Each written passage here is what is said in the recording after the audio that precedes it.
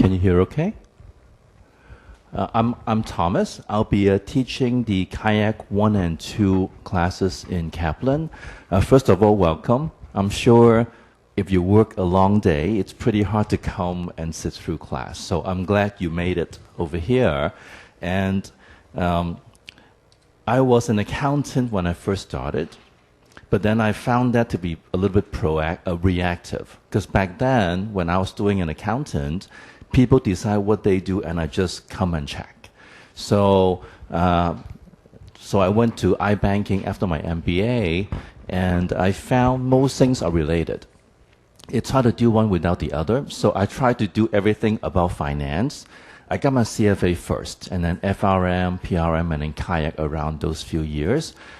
So if you have, I'm sure some of you might decide to get something, but don't know which one yet. So here, Christy, which talked earlier, she's responsible for all the courses here. So for any requirements, how easy it is to pass, what major requirements to get the destination after you pass the exam, because some have different requirements for experience and so on, then you can check with her to see which one suits you best. But it's actually very different. CFA is a very generic one where you should have it to get into finance, but if you look at the 3 levels of CFA books and you go through the material, you never see those real life. I mean, those are great finance concepts, but it's mainly just in a theoretical vacuum space. That's what it should work, and it should, but it never does. Kayak, it's great. It's what you see every day.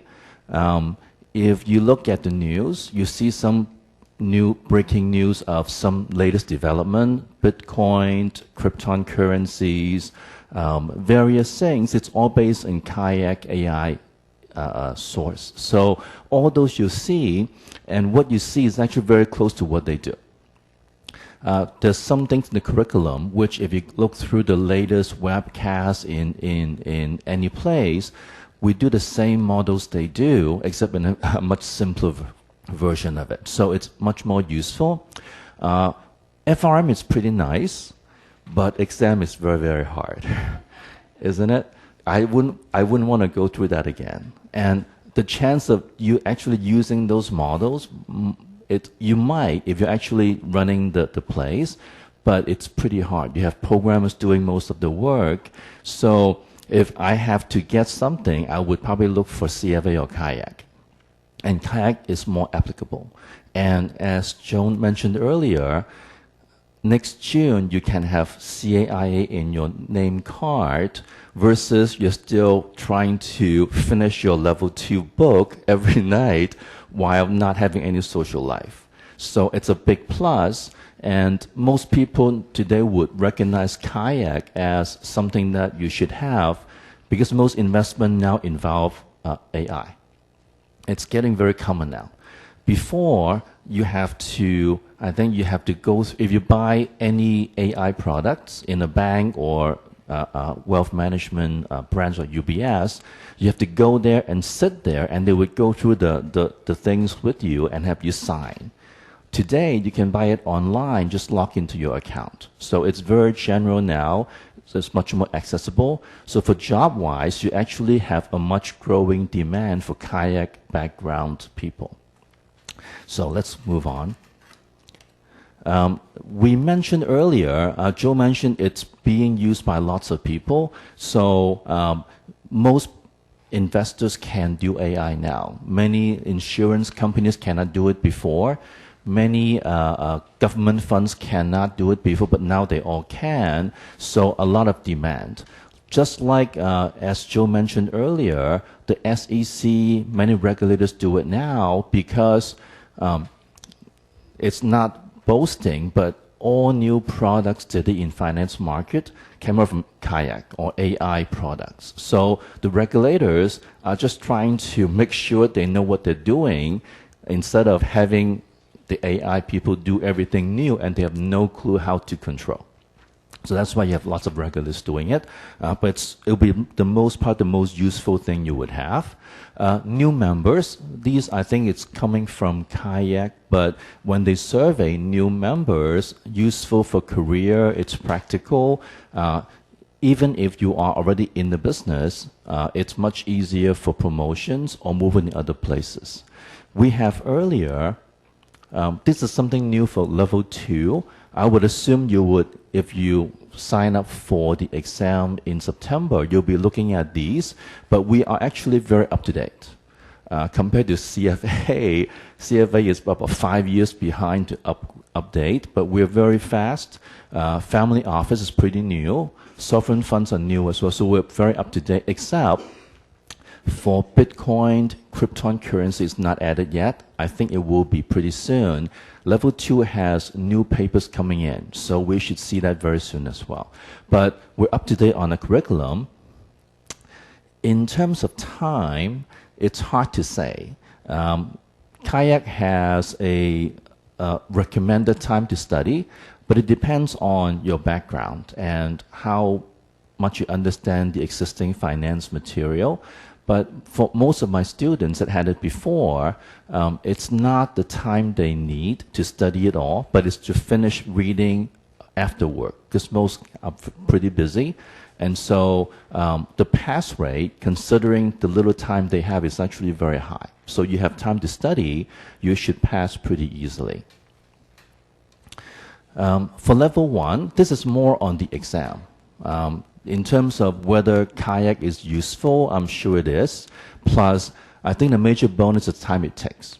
I mean, in 1 year you get it rather than 2.5 minimum. And CFA level 3 is not easy. If you look through the curriculum, level 2, most people do not pass. Level 3, you write like crazy, and it's still pretty uncertain. But CAIA comparative is much easier. Level 1 is on multiple choice. As Joe mentioned earlier, there's some quantitative stuff in it, but don't let them scare you. It's just your basic stats and things, nothing special or very difficult. So once you know those, it's pretty easy to do. Many are actually intuitive. Once you know how the formula work, we'll look at one later on, you can actually guess the answer and be almost right. So it should be pretty straightforward if you have some background. Even if you don't, it should be okay, because the test is on what's in the core tax. So if you understand what's in the tax, then you should do okay. And then for level 2, the second section is on essay, but as Joe shown earlier, this one is the fees, so I'll skip this. Let me come back to these later on. Oh, we don't have it here. But in Joe's earlier slide, let me see, so.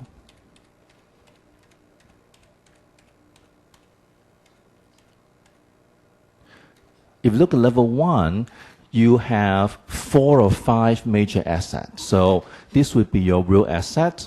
Here it's commodities, both combined, and then hedge fund, private equity, and structured products. So all of these 4 or 5 are the major core. You got it in both. And then you have professional standards, etc. For level 2, while essay is normally the more difficult part, but when you look at how it's set up, you have 3 essay questions for the second hour. For the second part, 2 hours. One for sure is on professional standards. So you'll be given a story of some guy working in a firm and things happen, and you just have to figure out is something wrong or not, or what can be done to fix it. So at least you know one question on that. So it's very focused. 2 is on this current topics. It's a second book you would get. In it, there are about 10, 15 latest research paper on different topics. So one essay on that as well. This one get updated, I think, each time, but not the whole thing, but maybe 2 or 3 papers get renewed. So you get the latest research on what's going on, and one essay on that. And then the third essay is on any of these major topics. So here we have 5. Private equity, real estate or real asset, commodities, now it's separated, and then hedge funds and structure, and then allocation as well. So it's pretty focused. It's not like you have a very hard essay question. You exactly know what it will be on. So it makes it a lot easier to study for level 2.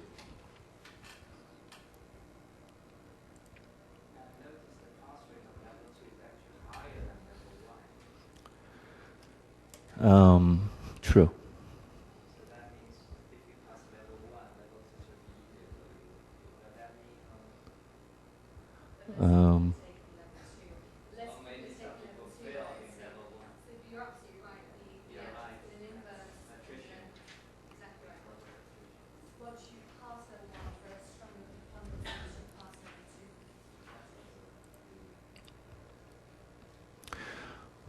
That would be one reason.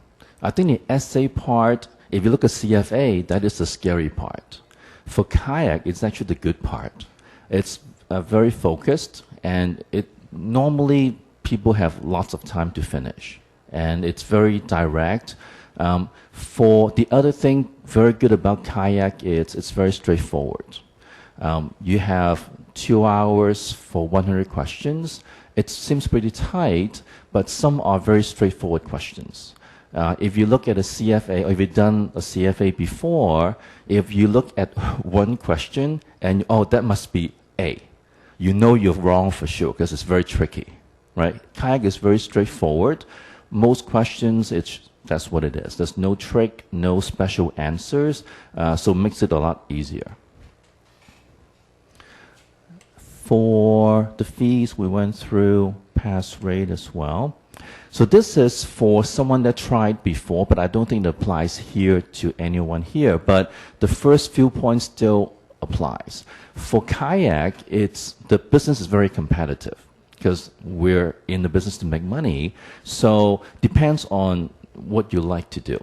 If you like to be more on control and risk management, then probably FRM is more suitable for you.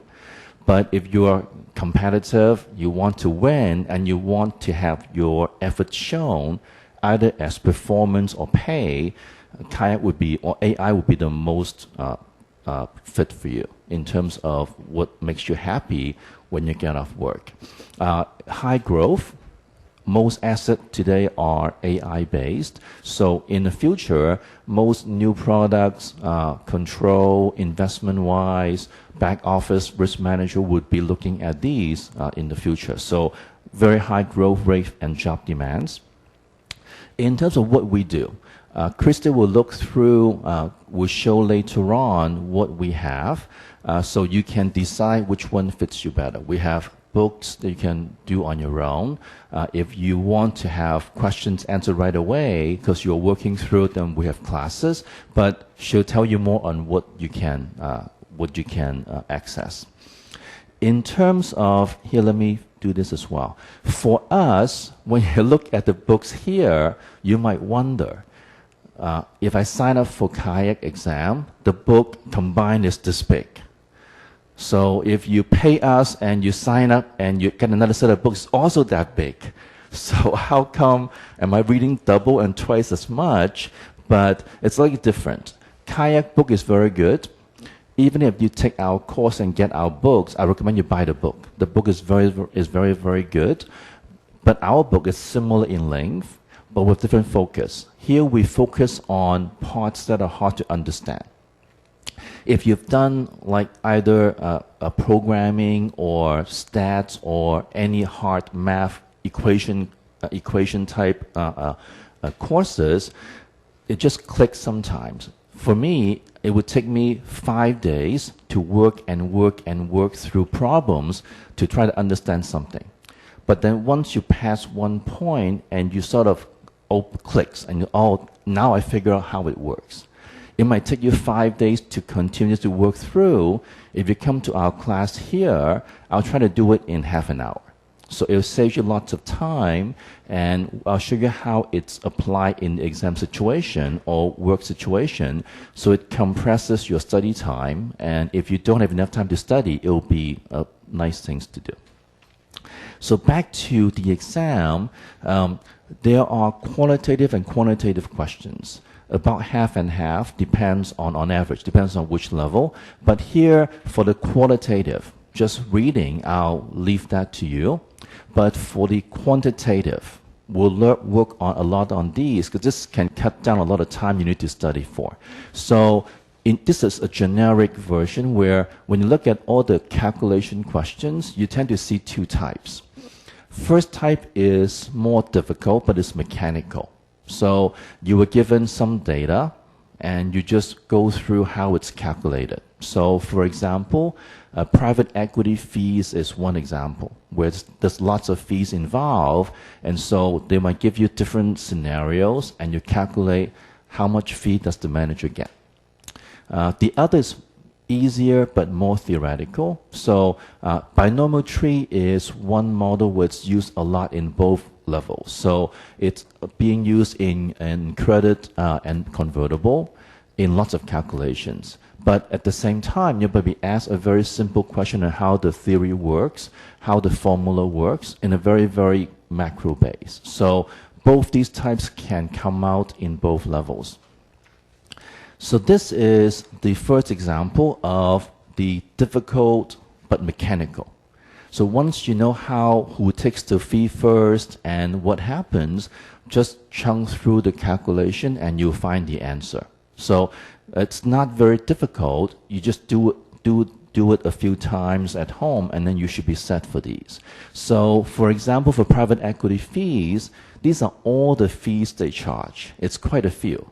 So, and all these are based on different things. So if you look at management fee, this is the 2% and 20%, the 2%. It's uncommitted. So you sign up for $10 billion with the private equity fund, you pay 2% on whatever committed you sign, even though they have not drawn down the amount, right? So that is based on that. There are also fees they charge. These are for if they invest in investment. So it's on the investment size. So if you do LBO, he take 5 million as equity and he borrow another 50 million. So 10 to 1. You pay these fees on the full size and it's paid by the company. So different people pay for these, but eventually affects your return, right? So some offset each other as well. So once you know all these, just calculate through. The other might be the fee for the manager. So these are, you have hurdle rates and clawback provisions. With these, you got a waterfall structure where the fee, the profits come out and some gets it first, some gets it second, and then different ratios. So this will be something that you are just given information, just calculate through and figure out what the number is. The other is the binomial tree. This is the quantitative, but more theoretical. So they can ask a very simple question of applying this, of valuing the option in a convertible bonds. It's actually not easy because for most options, like if you buy warrants in Hong Kong, you buy a warrant to buy HSBC at a certain price. So the warrant is on the HSBC underlying.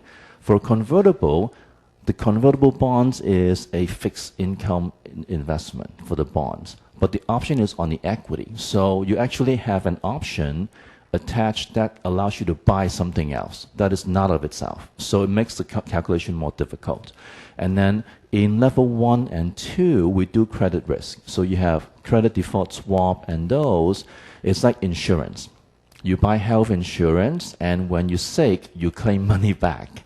But when you check, you have to see what's the chance of you getting sick and what disease you're talking about. So all those makes a difference to the pricing, and it's being calculated here with this model. So the model itself is not hard, just repeating, doing similar things, so they can ask a very theoretical model question on how does the model work overall. Here we don't have anything on here, so I'll go through a few example questions of what you see in the curriculum that we will go through without actually going through in depth of what's being in the curriculum, right? So here, this first part is on a qualitative part. So this leads to calculation after this, but this is on credit risk. if you look at the CFA version, its credit risk is you loan me money, I don't pay you back, I run off with your money. It's pretty straightforward, right? But if you're doing CDS, then you actually have to differentiate between what kind of running off. So here, these are three different levels of credit risk you're talking about. This one, the third one is just normal movement based on market interest rate movements. 2 is downgrade. So if you buy a CDS based on downgrade, you actually get money back if it's downgraded and not default, right? So you can buy different level of insurance, and default risk is if they don't pay you. So this is the different level of credit risk. It affects the pricing because the chance of it happening is not the same. These two are the models for pricing. So we have structural model and reduced form. After this, in the actual curriculum, you have different Black-Scholes, Merton's model on a structural model, and reduced form are similar, but another way to get to the chance of default. So this is the place where if you look up, there are a few if you look at GARP, G-A-R-P, which is the Association of FRM, they have lots of free webcasts, so which are very good. They they invite industry practitioners to come and give the webcast. This one was, I think, earlier this year, end of last year. They hire a private equity guy to come in and talk about credit risk because he's doing various things. And he went through a structural model in his presentation, which is similar to ours, except his is what he does real life at his job. So you see similar things being used by actual people, and it's very practical that way. So these are just the qualitative part. Here I think on your slide you have 5 questions. These are not quantitative, but I add this in to show, even without going through the course, some questions are basic, I guess, if you have a logical deduction, you can get through the answer. So this is one, I think it's in level 1, where they talk, you buy real estate, like in Hong Kong, for investments, and if inflation change, in this case, inflation go much higher, then who does it hurt and who does it benefit? So in this case, we have real estate investment most likely benefit from inflation. This is assuming suddenly you have unexpected inflation going very high. So here we have A, B, and C. I'll give you maybe 15 seconds to go through. Yeah? Which one do you think it is? C, inflation, right? So this is pretty straightforward, right? So here, I would, if you cannot figure out, then just put yourself in the scenario. So you have a real estate investment, you have 2 guys, right? One guy bought the apartment building, the other guy are the tenants. So you sign a long-term lease. Most of these are long-term with inflation adjustment. So here, if I have a long-term lease, inflation went up, normally they would have like a range you can adjust. You might say 3 to 8% adjustment every year. But if inflation is 30%, then your lease don't catch up. So with the long-term lease, it's not going to benefit you. It's actually hurt you, right? Because you're receiving revenue from this long-term lease with a inflation clause that don't catch up. So you're getting less and less post-inflation money, right? The second one, so this is revenue side. This is your cost side. So when I buy this apartment building, I use adjustable rate mortgage. So if inflation go up, the interest rate also go up, my mortgage payment will go up as well because it's adjustable rate, right? So by default, C would be where I benefit because I lock in a low rate, and so I'm paying a lower rate now, even market rate had gone up by quite a bit, right? So this one should be pretty easy to figure out. This is the second one. So this involves some of the smoothing, we call it here. This is for real estate as well. if you look at appraisals, they normally tend to get smoothed out because they're not actual transactions. And so this alpha here is the amount of price shown out of actual price changes. Because for real estate, you don't actually buy it all the time. So if I bought an apartment building, I want to know what my return is. I cannot sell the apartment to figure out, so I hire appraisers to appraise and tell me what the market price is now for an apartment building. So it's not actual transaction price. And so this is based on a historical study where they say, oh, every time price change, 0.6 or 6% of it reflects in the appraisal price. So if I want to know what is the true price is, I have to back it up. This is just like I'm saying if I eat pizza, every time 60% of the pizza left behind is the leftover. So what is the full pizza before I eat it? So here, if you look at the price change, this is the price appraised 20 to 32. So price went from 30 to 32, a $12 increase based on the appraised price of the property. So this is 60% of the actual. So the actual increase in price must be higher, or $12 over 0.6 will be the actual price change, right? So if you look at the answer, you know for sure the actual price will be higher than the $12 difference. So just looking at the potential answer given to you, A, B, D cannot be correct. If the actual price is A, B, and D, then the appraised price will not have a $12 increase.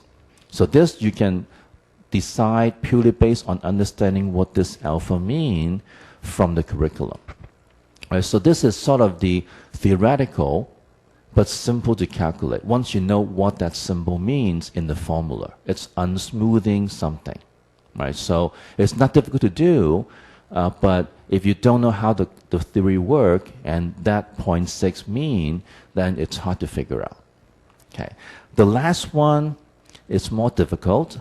There's two more here in your notes. This one is the more difficult ones you would see in the curriculum, but it's you can look through it and see what it is. We'll only do this one here. And this is the place where you get commodities and you have many triggers. So in class, we'll go through these a lot on how to figure out what are the important things to read and to calculate.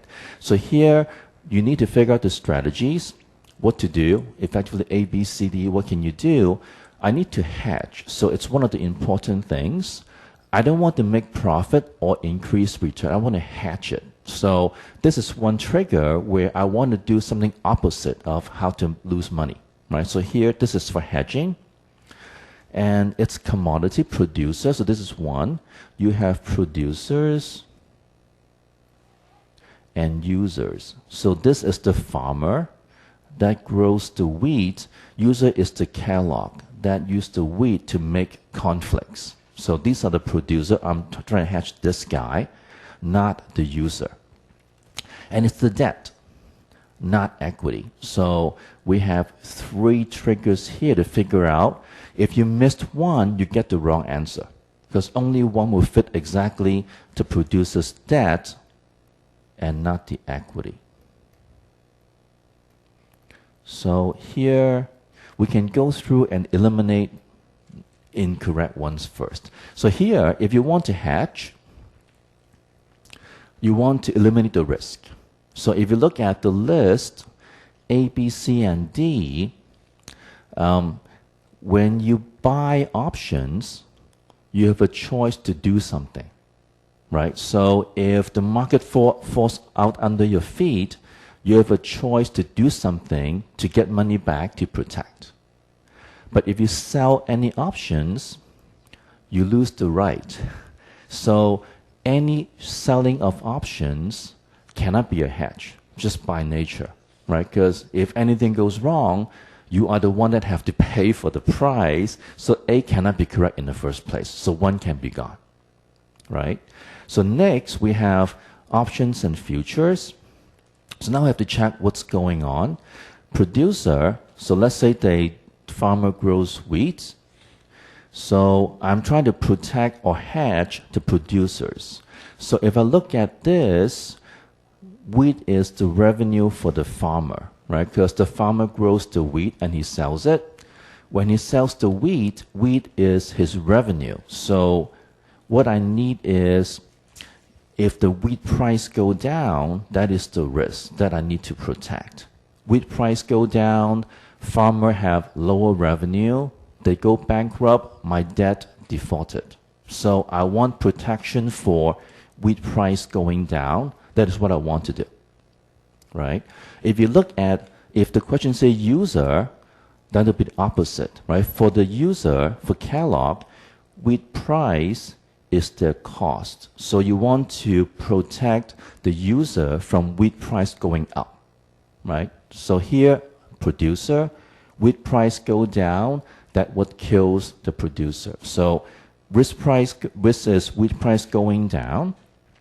So now you can figure out. So here I have call and put option. These are the choice B and C, right? So call is you have a right to buy something. So call option is you profit when the price go up. Put option is a right to sell something. So you profit when the price go down. So in this case, B cannot be correct as well, because B would be a protection for the user. For the producer, the risk is wheat price go down. I buy a put, wheat price go down, lower revenue. My put option gives me money back. So that is the protection, right? So A and B not correct. C and D, now both can be correct. So this one buy put option is okay. I sell futures also okay. So now how can you figure out which one? So here for the put option, the profile is like this, right? So if the wheat price go down, I make profit here. If you short futures, then the profile would be like this. Wheat price go down, you make money. Wheat price go up, you lose money. So in this case, if I can use short futures to hedge, but then if wheat price go up, it'll kill me, right? Because I only want protection on the downside. If wheat price go up, then the farmer or the producer makes more money. If I do a short futures, then it would take away the profit, right? So all I want is, I want a protection on the downside when wheat price go down. I want no gain, no loss, like the put, if wheat price go up, which is beneficial to the farmer, right? So at the end, eliminate these two. D cannot work as well. C would be the last one that can work for the producer on the debt. Okay? So the last two I'll let you read through, but we'll need curriculum to do these two. Yeah? So Christy will talk about what we offer. And if you have any questions on like FRM, CFA, or this one you should do, she's the person to talk to.